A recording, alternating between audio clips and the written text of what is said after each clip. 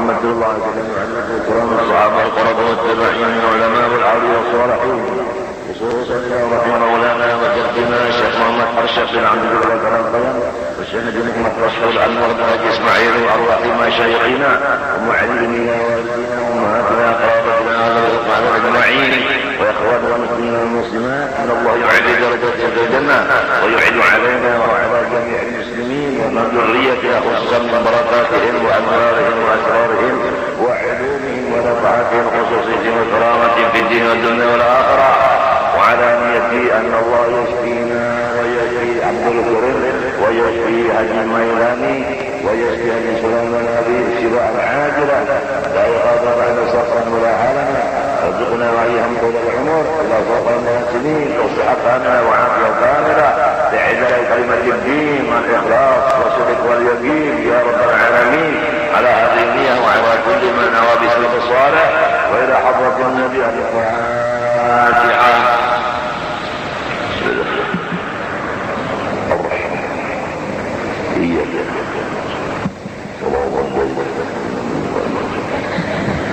أعوذ بالله من الشيطان الرجيم بسم الله الرحمن الرحيم الحمد لله رب العالمين اللهم صل وسلم وبارك على سيدنا محمد الأمين وعلى آله وصحبه أجمعين أما بعد سبحانك لا علم لنا إلا ما علمتنا إنك أنت العليم الحكيم ولا حول ولا قوة إلا بالله العلي العظيم العزيز العليم لك ولحق كبر ويكتب على الوالدين ودرجة الدائرين رضي الله عني وعنكم وعن جميع المسلمين.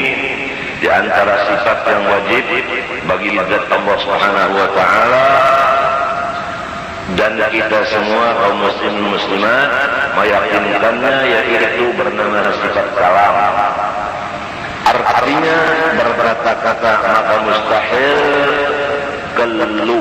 Dalilnya firman Allah Ta'ala wa kallamallahu Musa taklima. Artinya berkata-kata Allah Ta'ala akan Nabi Musa akan sempurna kata adanya. Alhamdulillah kita sudah punya Tuhan yang senantiasa berkata-kata, tidak ada putusnya kata-kata Allah. Ada di antara kata Allah itu yang memberi paham hukumnya, halal, haram, sahbatan. Ada di antara kalam Allah yang maksudnya itu menyatakan akan sifat dirinya, zatnya, namanya, dan afalnya. Ada lagi yang menyatakan kebesaran dan keelokannya dan lain-lain lagi di dalam kalam Allah. Ma farratna fil kitab min syai'. Ma fil Quran, fil Quran ma syi'a. Komplit dalam Al-Quran kalam Allah Ta'ala itu segala macam sesuatu. Maka tanda orang yang cinta kepada Allah yang bersifat mutakalim, dia pasti telah mencintai akan kalam Allah. Tapi kalau tidak cinta kepada Allah, maka Quran ditinggalkan. Bahkan ada yang tidak bisa membaca Al-Quran. Kalau orang yang cinta kepada Allah, Al-Quran itu senantiasa dalam dadanya. Qulubuhum masahifuhum, di dalam dada mereka itu masahaf, ayat-ayat Allah. Keistimewaan Al-Quran bagi orang yang ingin menghafal tidak lebih dari 2 tahun pasti Allah menghafalkan akan dia. Sebungul-bungulnya orang yang menghafal Quran 2 tahun pasti hafal. Tapi yang kebanyakannya adalah 7 bulan. Kalau sudah hafal Al-Quran, penyakit mati hilang. Wa nanazzilu minal Qur'an ma huwa shifaa. Kalau sudah hafal Quran pasti dipimpin Allah menuju ke jalannya. Hudan lil muttaqin.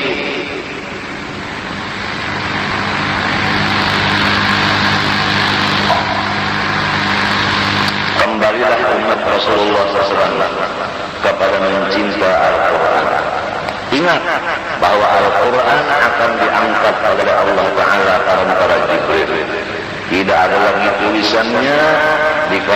dan tidak ada lagi di dada orang yang hafal. Al-Quran akan berperantunan dengan umat Rasulullah, diangkat oleh Jibril.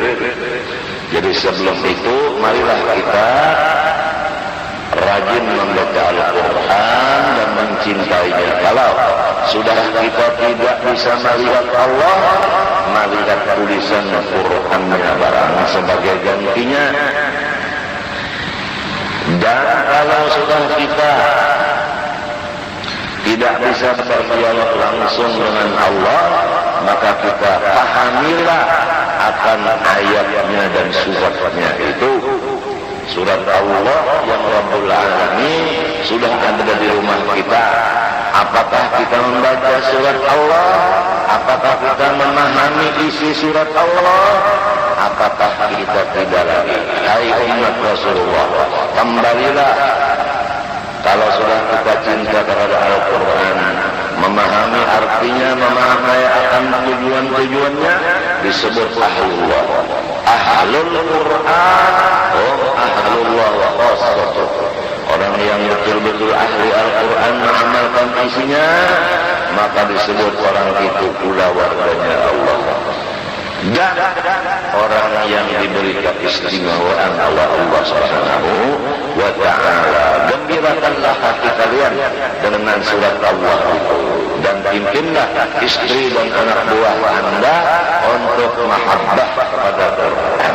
Rasulullah bersabda, "Adibu auladakum ala thalathi khisal, hubbil Quran wa hubbi nabiyyikum wa hubbi ahli baiti al-qamata." Didiklah anak-anak kamu cinta kepada Quran, cinta kepada saya, cinta kepada turunan saya, kata Rasulullah SAW. Hati penting diisi dengan benda-benda yang baik, jangan kosong atau berisi benda yang buruk. Sedangkan hati itu adalah paling mulia.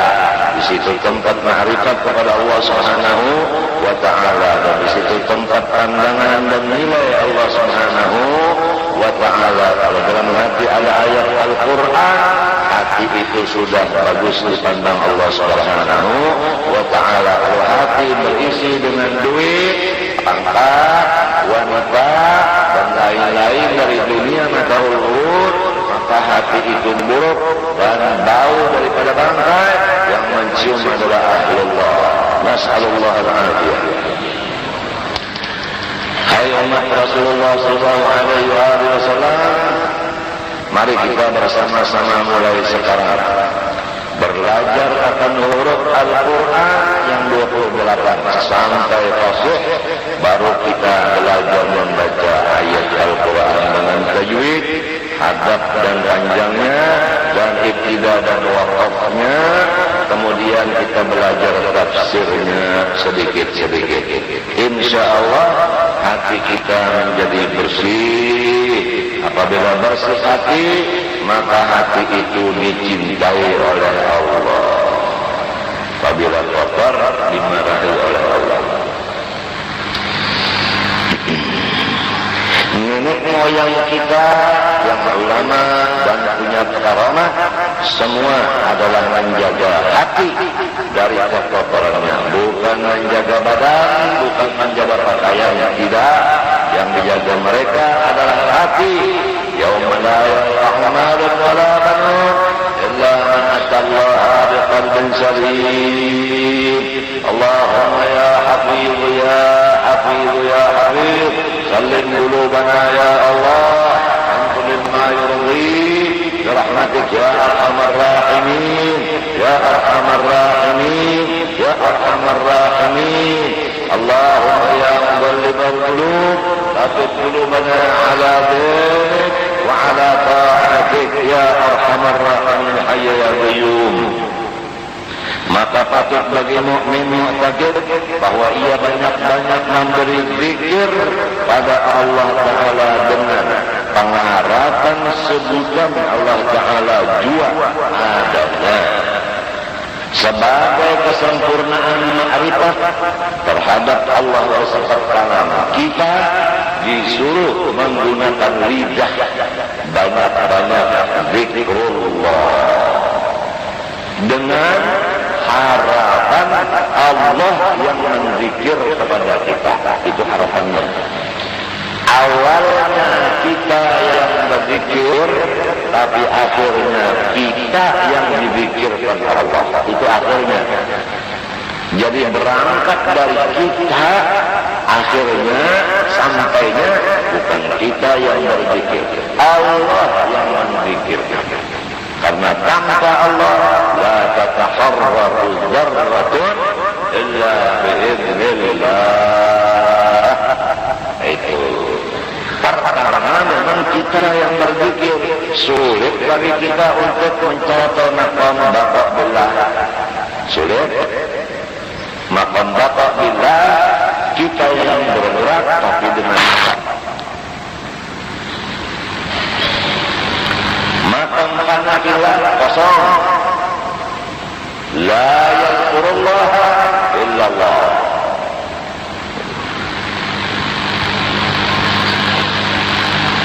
Ini dengan harapan kita dulu merasa yang menzikir Allah dulu, akhirnya diganti Allah. Bukan nyawa yang menzikir unda yang menzikirlah menyawa la haula wala quwwata. Nah, sampai di maqam baqa billah, maka di situ kita merasa bagaimana Allah berzikir terhadap dia dan perasaan zikir Allah itu di diri kita, maka diri kita sebagai jadi kenyataan bagi Allah Ta'ala. Kalau diri kita jadi kenyataan Allah, tidak bisa lagi dirasakan kegembiraannya. Itulah orang yang disebut dapat surga di dunia. Waliman khafa maqama rabbih jannatan. Itu yang disebut auliya Allah. Ala inna auliya Allah la khaufun alaihim wa lahum yahzanun alladzina amanu wa kanu yattaqun lahumul busyra fil hayatid dunya wa fil akhirah la tabdila li kalimatillah dzalika huwal fawzul azim. Nas'aluka Allahumma fawzakal azim برحمتك يا حي يا قيوم يا حي يا قيوم يا حي يا قيوم يا من قال ادعوني استجب لكم. Jadi pengharapan kita berzikir dengan apapun zikir supaya Allah yang menzikirkan kita, supaya kita tidak merasa lagi uyuh, ada merasa lagi panas, ada merasa lagi barat, sebab bukan kita yang berzikir, Allah yang menzikirkan. Kalau masih kita uyuh, panas karena kita dan pada sunyi daripada wujud, ria, sum'ah dan lain-lain. Tapi kalau dalam maqam al-qur'u selamat. Jadi jalannya dulu mesti kita, karena dibalik kurang. Al-qur'uni itu jalannya. Akhirnya al-qur'u. Bagaimana kita mendengar Al-Quran dibaca tiap Jumat? Wala zikrullahi akbar. Ay wala zikrullahi abdahu akbaru min zikril abdi lillahi. Wala zikrullahi akbar.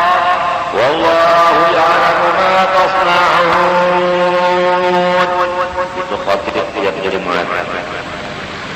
Habis sholat ada juga pulang balik. Allahu Akbar, Allahu Akbar. Ujarnya sebilan. Asyhadu an la ilaha illallah wa asyhadu anna Muhammadar Rasulullah.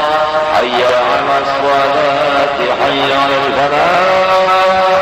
Qad qamatis salatu, qad qamatis salat.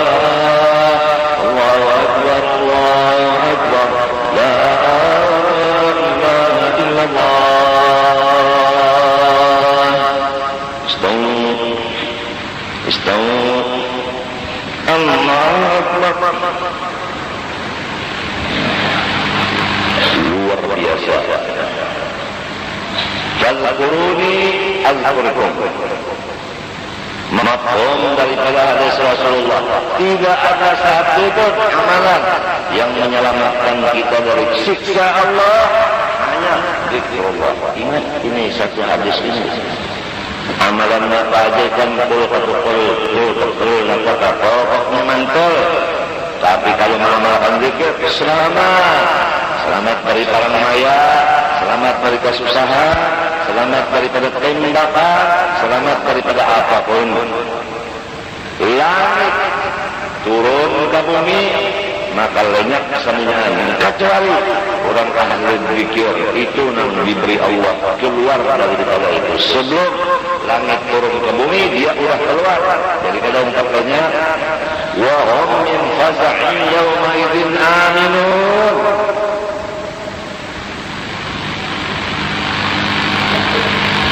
Ahli zikir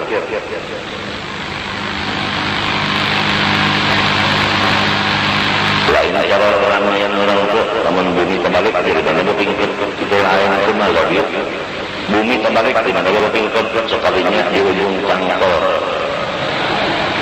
orang cangkol tanah kan terbalik tanahnya terbalik dia berpikir di ujung cangkol itu bubuhan tahu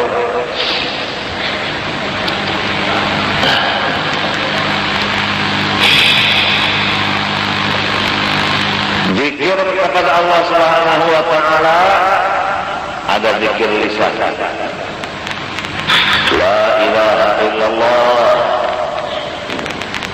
Itu syukur sudah daripada kita berdiam. Baik la ilaha illallah. Ibarat orang makan, kanyangnya kada dapat, tapi mumpungnya keterimut.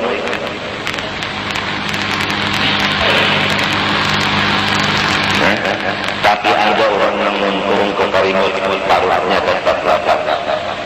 Itu orang yang menggawil-gawil giginya yang sudah terbaca.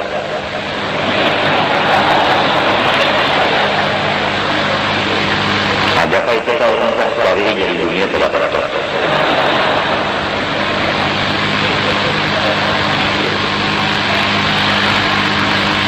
Makanan ada riba, rasakan yang pada dada.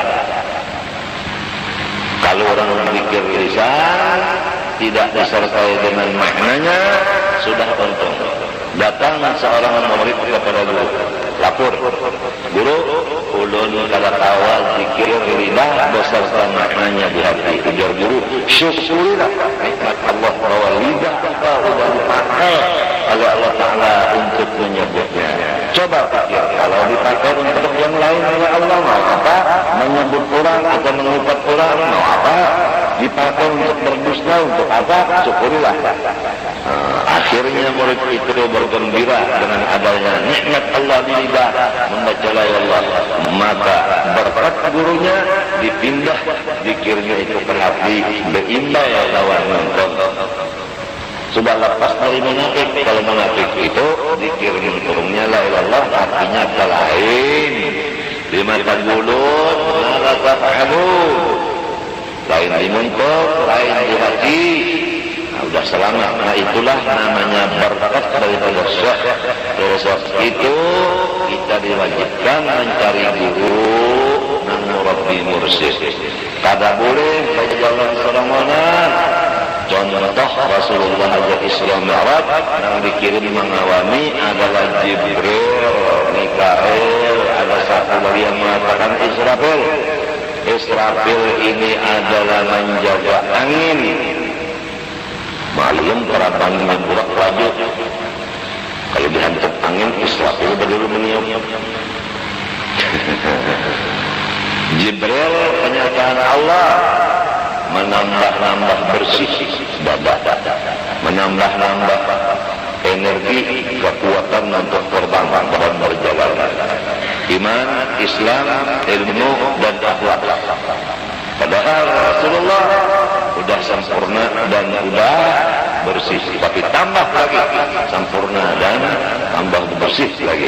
Berarti orang hidup di dunia ini yang penting adalah menambah kebersihan bagi yang bersih dan membersihkan bagi orang yang kotor. Hai umat Rasulullah, ikutilah Rasulullah, carilah guru yang merabbi mursyid ganti Rasulullah. Kalau bisa guru itu selain daripada murabbi mursyid adalah zuriat Rasulullah. Kalau bisa, sebab di sana kita menambah cinta kepada zuriat. Kalau ahwal orang berjaba, ya bisa aja, tapi cinta kepada keluarga kurang. Nah itu cara babiniannya memilih laki pun baik rupa aja terus panjang tapi tambahi sugi kurang perjalanan sikong ikan bisa laki sugi rendah rupa aku rupa baik sugi baik nang itu benar ujar sikong itu dah aku sugi baik rupa benar panjang artinya bertambah sempurna lagi itu wallahu a'lam. Kesindiran semua.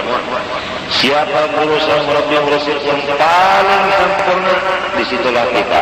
Karena disuruh mencari dari kalangan yang bagus. Innallaha jamilun yuhibbul jamal. Aula laka fa aula dan aula laka fa aula. Alhamdulillah, alhamdulillah, alhamdulillah. Kemudian zikir jangan, zikir hati.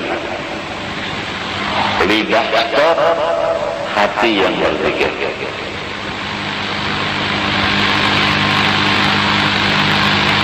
Di antara zikir hati yaitu huruf alif lam lam ha seakan-akan ditulis di dalam hati.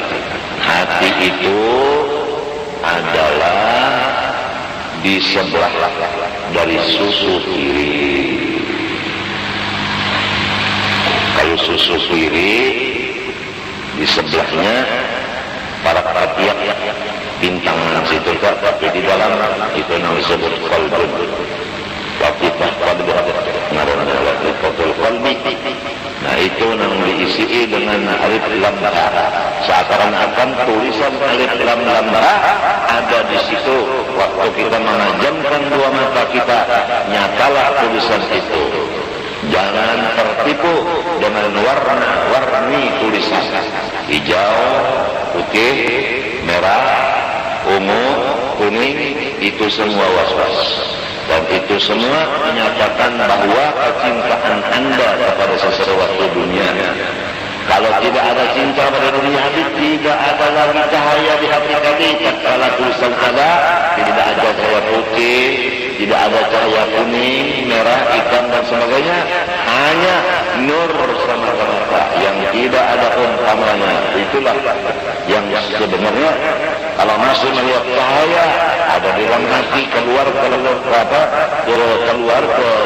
anggota luar dan ke anggota ke alam, itu namanya kasar hissi, maka itu adalah bahaya. Oleh sebab itu kalau mau mengamalkan zikir hati harus dipimpin oleh sang murabbi mursyid dan kita wajib taat kepada guru itu dan apapun harus kita izin beliau. Kita berlaku adab terhadap guru kita itu sebagaimana kita mayat, guru kita itu adalah tukang mandi, tapi berat ini adab. Kebanyakannya kita belajar zikir hati, tapi adab kawan guru yang melajari kita tinggalkan. Kalau hendak bujur-bujur seperti orang mati kita. Guru yang menyuruh belayar, jangan harus belayar. Namun guru kalau menyuruh, ada belayar-layar. Ya guru kan pernah belayar, hanya belayar. Namun menunjukkan si ini kalau menyuruh-nyuruh, lunak belayar aja. Kira-kira sebulan kalau datang dua. Maka putuslah hubungannya dengan guru tadi. Berarti seperti layang-layang yang tidak ada lagi yang memingkutnya, memegangnya. Maka tidak adalah mendapat kebahagiaan dan keberuntungan. Karena dia tidak memakai adab. Malahu adab, huwa adab. Adabani Rabbi, fa'ahsana ta'zimi. Berat urusannya itu berat. Kawin tujuan kecuali guru menyuruh. Guru kalau menyuruh kalau 60 tahun sudah siangan ngepajang belum pikir-pikir.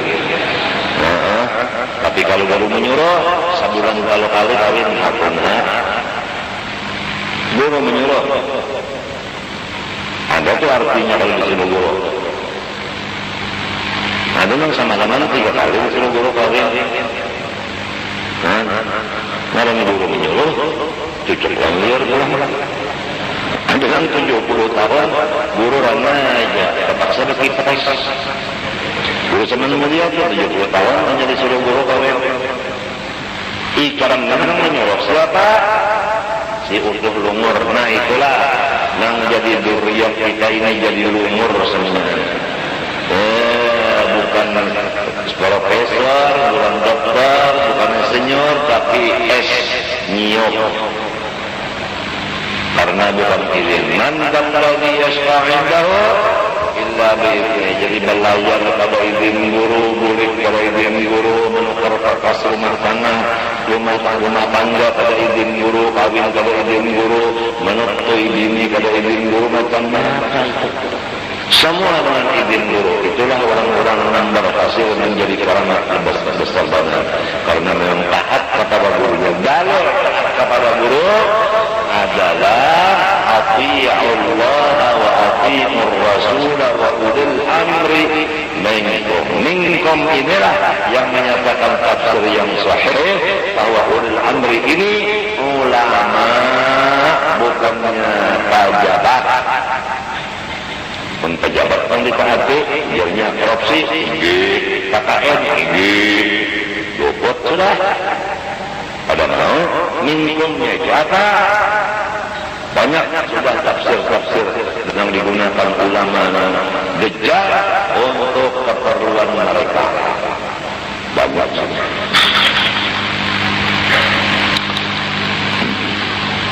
Hadis yang digunakan orang-orang dajjal sudah digunakan untuk kepentingan mereka banyak, seperti hadis itu artinya apa? Tuntut kalau akan dunia seakan-akan hidup selama-lamanya, tuntut akhirat seakan-akan mati besok. Ini hadis dipakai oleh ulama dajjal supaya beringat menuntut dunia. Akhirat kena-kena aja para mati. Ulama dunia kaitunya. Padahal maksudnya tuntut dunia seakan-akan kamu hidup selama-lamanya. Kalau masih lawas saja lagi, kena-kena dia menuntut dunia. Itu maksud hadis. Hadis itu hadis zuhud, bukan jumhur. Tuntut akhirat seakan-akan mati besok. Banyak orang yang mati mendadak. Jadi pentingkanlah akhirat dari dunia. Itu maksud hadis. Karena si ulamanya ini ulama usul, ulama ulisan, gurunya juga ulama ulisan, maka terjadilah rusak sunnah Rasulullah SAW. Sinta minan nas, idza salaha salahan nas, wa idza fasada fasada nas. Al-ulama wal umara. Dua golongan, apabila bagus, soleh, maka yang lainnya soleh. Apabila rusak, rusak. Pertama ulama, kedua pejabat. Kalau sudah ulamanya terbagi dua, ada ulama pidato, ada ulama pakaian, ada ulama macam-macam duit. Rasanya masyarakat jadi menuntut duit dan pakaian dan sebagainya. Ya kan apa gurunya kayak murid-murid. Oh, tapi ya kan. Ini berjanggut gurunya berjanggut juga muridnya. Ngarannya buat janggut.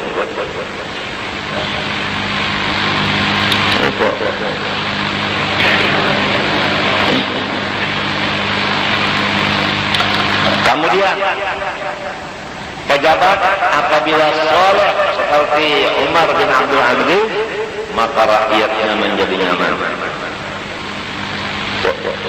Tapi kalau pejabatnya rusak, korupsi, KKN, kalau untuk mengaji di majelis guru, mana bisa guru sholat? Maka sangnyaan bawahannya rusak. Ujar yang pemimpinnya di atas, datangnya menjawab berkata, Bapak pintar-pintar mencari duit rakyat, kumpulkan bagi unjuk undak karena nyawannya baru sedikit. Nah, lalu macam-macam guru daerah mencari kekayaan daerah unjuk ke pusat. Lalu pusat membagi sedikit saja.